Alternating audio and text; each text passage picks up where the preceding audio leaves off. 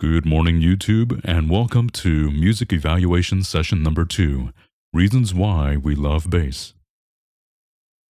Once again, my name is Tu Yang, and the goal of these ME sessions are to listen, analyze, reflect, and connect to the music, understand music terminology, and develop fundamentals to proceed to the next level of appreciation, understanding, and musicianship.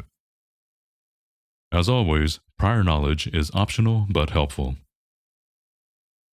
Now, before we get started, I understand there are many reasons why we love bass. I'd like to focus on the visceral or emotional experiences, as well as the musical or intellectual experiences, which result in reasons why we love bass. A visceral response relates to the deep inward feelings rather than to the intellect. It is an authentic response from the human body and is usually tied to emotion, culture, and/or surroundings. Intellectual responses or experiences come from knowledge, our own experience in music, our technique, the genre or style that we prefer, as well as tied to the appropriate use or the context of the music. For example, you don't want way too much bass in an orchestra like an 808 or something. That's, even though there's a lot of bass, it's not appropriate for the context, so therefore it doesn't make sense. Or maybe it does.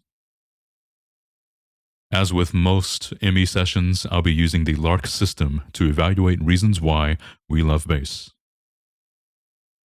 Some keywords to consider in this session are bass, which is an instrument, voice, or pitch frequency that is low, and rhythm, a strong, regular, repeated pattern of movement or sound, systematic arrangement of musical sounds according to duration, periodic stress, or an accent. Typically, when we're talking about bass, we're talking about frequencies that are below 200 Hz. Bass frequencies are hard to localize, meaning that they are non-directional. Lower pitches are also longer wavelengths. Think about the things around us in the world, such as the AC hum, which is around 50 and 60 Hz, depending on where you are.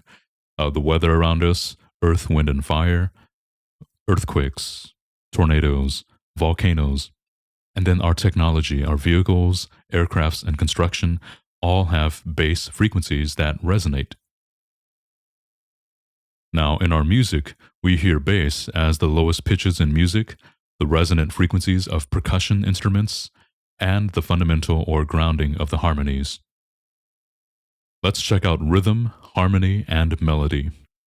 Harmony is the combination of simultaneously sounded musical notes to produce chords and chord progressions having a pleasing effect. And melody is a tune, voice, or line that is linear succession of musical tones that the listener perceives as a single entity. Let's use the bass guitar as an example. Now, the bass frequencies are from 20 to 200 Hz, and the attack of the bass or the articulation of the bass guitar is between 2 and 5 kHz.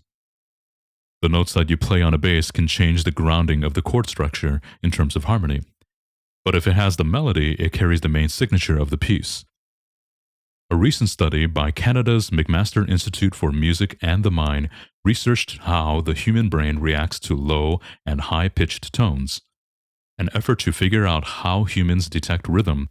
The study had participants listen to a stream of tones and tap their fingers along various beats, all while having their brains scanned.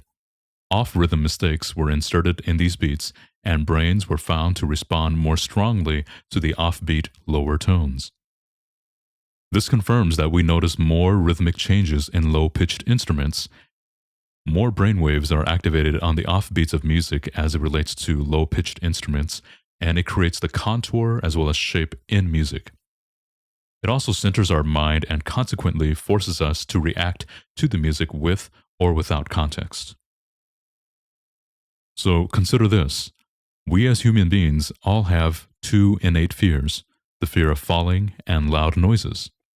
An active bass can trigger the fight or flight response because there is a lack of grounding, which is due to harmonic movement, in addition to rhythmic movement and loud sounds that keeps us focused. There are obviously safety measures in place. right? Think of a roller coaster, skydiving, water slides. There's no direct threat when listening to music. So that idea kind of gives us sort of a thrill, in a sense, when listening to music that has a lot of bass. For low voices, our ears are most sensitive to the singer's formant range between 2 and 4 kilohertz, which is right about where a low voice's singer's formant lives. When we hear a voice, our own voices sympathetically move along with it. This means that when somebody speaks or sings, we not only hear the voice, but we feel it in our own voice as well. In terms of biology, think about the voice changes that occur from a child to adolescent to an adult. Lower voices typically mean higher levels of testosterone. These higher levels of testosterone at puberty stimulates an increase in the vocal fold length as well as the growth of the larynx. And now connecting with reasons why we love bass. Viscerally, we think of bass as something that's mature, something that has authority, as well as sympathetic sound waves that inspire those ideas of maturity and authority. As it relates to intellect, we tend to gravitate toward bass sounds that have rhythmic interest, harmonic interest, as well as melodic interest. Think of a bass player that's soloing or a bass singer that's singing the melody. They have these 3 ideas all in one. And finally, here are reasons why we love the bass voice. When basses sing, especially as a soloist, they have melodic, harmonic, and rhythmic content in their voice. In addition to that, they also have lyrics that they sing. So that draws our attention not only through these 3 ideas of melody, harmony, and rhythm, it also has that extra dimension of lyrics. It is sensitive to the ears, right? The speaking voice, the human voice, is already sensitive to our ears, so we have that draws us in even further. It commands authority. It triggers that fight or flight response. Even though there's no immediate danger, we tend to gravitate toward that low-pitched sound. In terms of biology, right, high testosterone levels, maturity, attractiveness, all of that is all encompassed in a low voice. As it relates to music, it's atypical in many genres. You don't really hear bass voices, and when you do, it really draws your attention.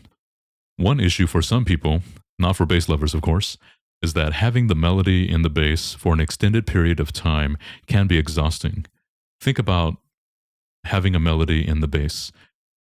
Every movement now also changes the harmonic motion as well as the rhythmic motion.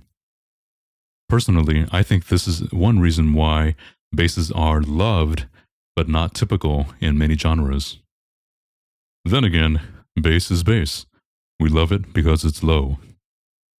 Here is a quick recap of today's ME session from listening, analyzing, responding, and connecting.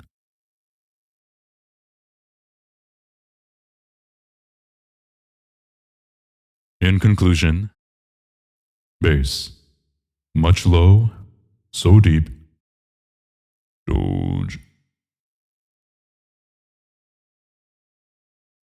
Thank you for your time. Subscribe and follow for more content. Check out my website at bass2yang.com or my other videos here on YouTube.